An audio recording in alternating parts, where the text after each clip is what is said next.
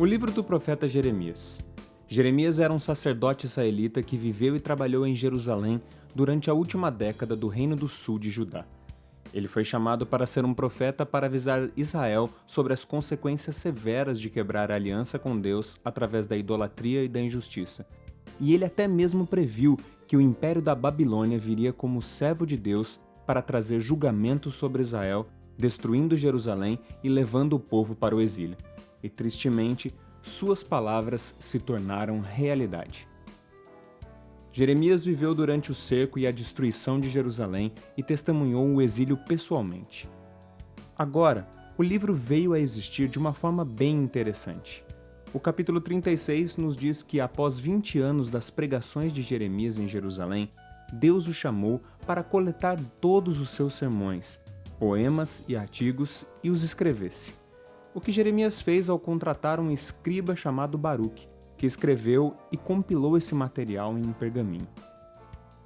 Baruque também juntou várias histórias sobre Jeremias e juntou todos os pedaços. E então, é por isso que o livro é lido como uma antologia, uma coleção de coleções.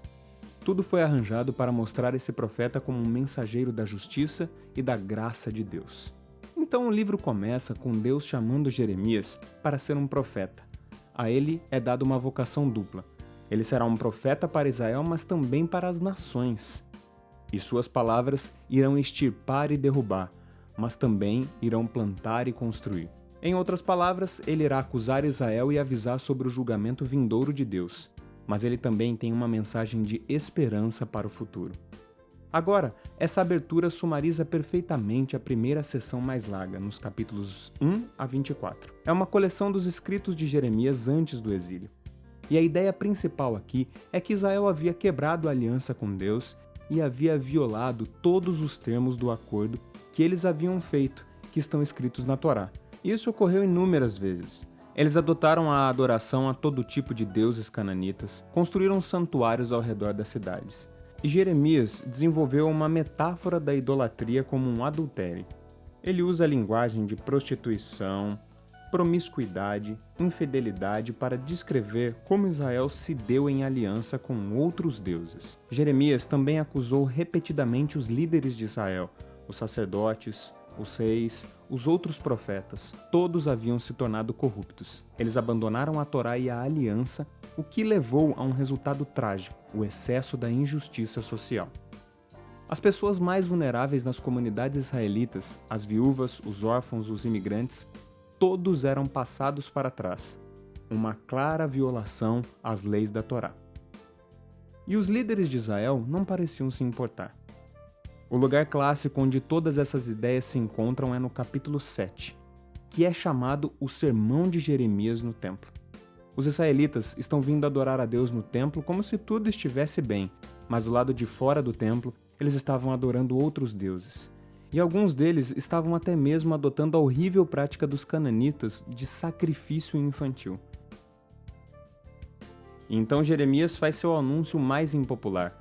O Deus de Israel está vindo para julgar, ele irá destruir seu próprio templo e punir Israel, mandando um inimigo do norte. Esse é um exército que Deus irá permitir que conquiste Jerusalém, e ao lermos, nós descobrimos que ele está falando sobre o grande império da Babilônia. E isso tudo leva a uma transição no capítulo 25. Israel não havia retornado para Deus ainda. E no primeiro ano do reinado do novo rei da Babilônia, Nabucodonosor, Deus diz a Jeremias para anunciar que os exércitos da Babilônia estão rumando para Israel e todos os seus vizinhos, para conquistá-los e levá-los para o exílio por 70 anos. Ele compara a Babilônia a um copo de vinho, cheio até a borda com a justa fúria de Deus contra toda a injustiça e idolatria de Israel. E Deus irá fazer com que Israel e as nações bebam desse copo. Agora, esse capítulo é essencial para a esquematização do livro, porque tudo o que vem a seguir irá focar no vindouro ataque da Babilônia. Primeiro Israel nos capítulos 26 a 45 e depois sobre as nações nos capítulos 46 a 51. A seção sobre Israel contém primeiramente histórias de como Jeremias implorou para que Israel se arrependesse, como ele os alertou até o último minuto, mas os líderes de Israel continuaram a rejeitá-lo. A sessão conclui com uma larga coleção de histórias sobre como Jerusalém estava ocupada e da eventual destruição pela Babilônia, e sobre como Jeremias foi perseguido durante todo esse tempo e foi eventualmente raptado e levado contra sua vontade para o Egito por um grupo de rebeldes israelitas. Agora, bem aqui no meio, entre todas essas histórias sombrias de desastre e julgamento, está uma coleção das mensagens de esperança de Jeremias para o futuro de Israel. Então, ele começa citando a predição de Moisés, que após Israel quebrar a sua aliança e fosse para o exílio, Deus não iria abandonar o seu povo. Ao invés disso, ele iria renovar a aliança com eles e transformaria seus corações. Jeremias desenvolve essa promessa. E ele diz que Deus irá um dia inscrever as leis da Torá, não nas tábuas, mas no coração do seu próprio povo. Ele irá curar a rebelião deles para que eles possam verdadeiramente, um dia, amá-lo e segui-lo totalmente. E então um dia Israel irá retornar para a terra deles, e o Messias da linhagem de Davi virá. E é aí que todas as nações virão reconhecer o Deus de Israel como o verdadeiro Deus. Então esses capítulos estão mostrando que apesar da apostasia de Israel, Deus não irá deixar que o pecado de Israel tenha a palavra final. Ao invés disso, a sua fidelidade irá trazer cumprimento à sua promessa, não importa o que aconteça. Após isso, nós encontramos uma larga coleção de poemas sobre como Deus irá usar a Babilônia para julgar as nações ao redor de Israel. Então, Egito, Filístia, Moabe, Edom, Amon, Damasco, Hazor. Mas então, surpreendentemente, os poemas mais longos são deixados para o final. E eles são sobre o julgamento vindouro de Deus sobre a própria Babilônia. Apesar de Deus ter usado essa nação para executar sua justiça, ele não aprova sua violência e idolatria. Então, a Babilônia também estará debaixo do padrão de justiça de Deus. E Jeremias também denuncia o orgulho e a injustiça dessa nação. Agora, a Babilônia é bem importante nesses poemas. E isso nos lembra da imagem da Babilônia lá atrás, no capítulo 11 de Gênesis. A Babilônia havia se tornado um arquétipo da nação rebelde. Em sua glorificação de riqueza e da guerra, Deus irá entregar essa nação à sua própria destruição. O livro conclui com uma história retirada do final do livro de 2 Reis.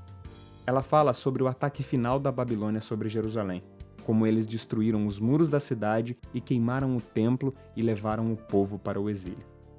Essa história mostra como os alertas de julgamento de Jeremias nos capítulos 1 ao 24 foram cumpridos. Mas então, o capítulo termina com uma curta história sobre o rei cativo israelita Jeoaquim, e ele é herdeiro da linhagem de Davi. E o rei da Babilônia o liberta da prisão e mostra favor a ele, e o convida a comer na mesa real para o resto da vida dele. E é assim que o livro termina. Então, é um pequeno vislumbre de esperança. E isso nos lembra das promessas de esperança de Jeremias nos capítulos de 30 a 33.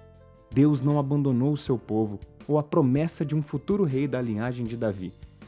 E apesar desse livro conter uma grande quantia de alertas e julgamento, a palavra final conclui com uma nota de esperança para o futuro. E é sobre isso que trata o livro de Jeremias.